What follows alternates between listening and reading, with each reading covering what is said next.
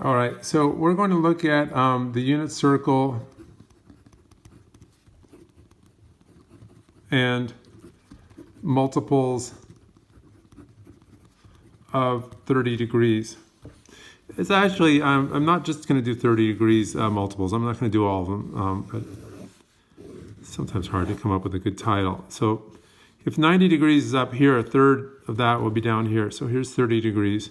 That gives us a reference angle of 30 degrees, and we have that same 30, 60, 90 triangle, hypotenuse 1, and we showed that the longer side is rad 3 over 2 and the shorter side is a half.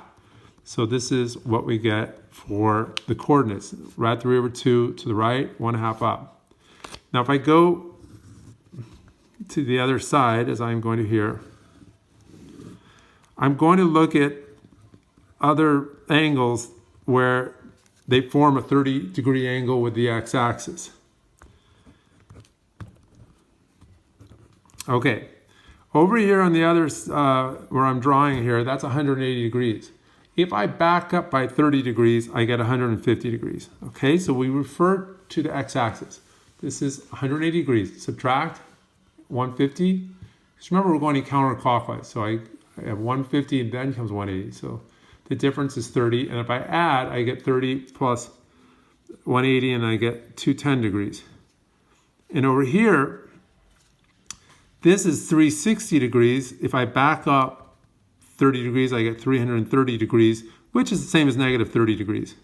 And then, as we saw before, we fill in these numbers here because the triangles are going to be exactly the same. The amount I move to the left and up are the same, except sometimes I'm moving to the left, sometimes I'm moving to the right, sometimes up, sometimes down.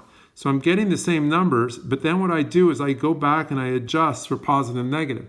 Since in quadrant 2, I move to the left to get to the point, I make x negative, I go up, so y is positive.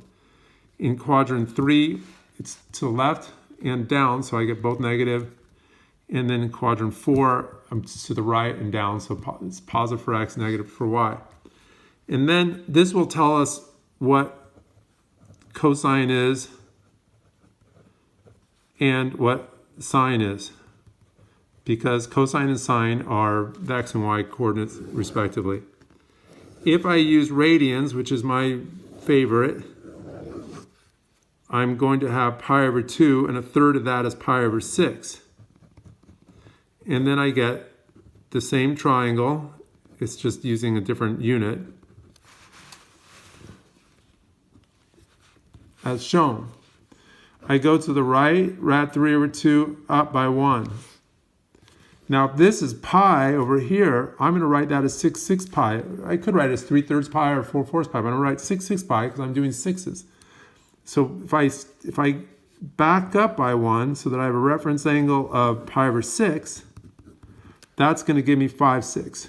So I'm looking at this video is about angles on the unit circle that have a reference angle of 30 degrees or pi over 6. Now if I go forward by pi over 6, I'll get 7/6 pi.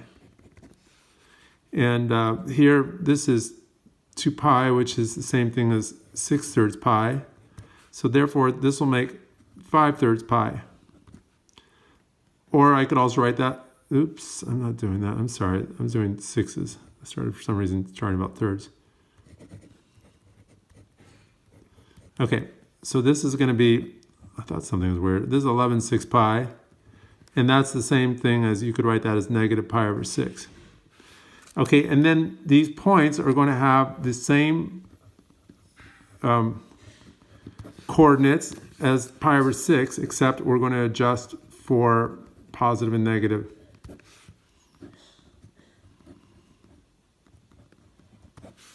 All right, so that's unfortunately sort of messy, but there we go.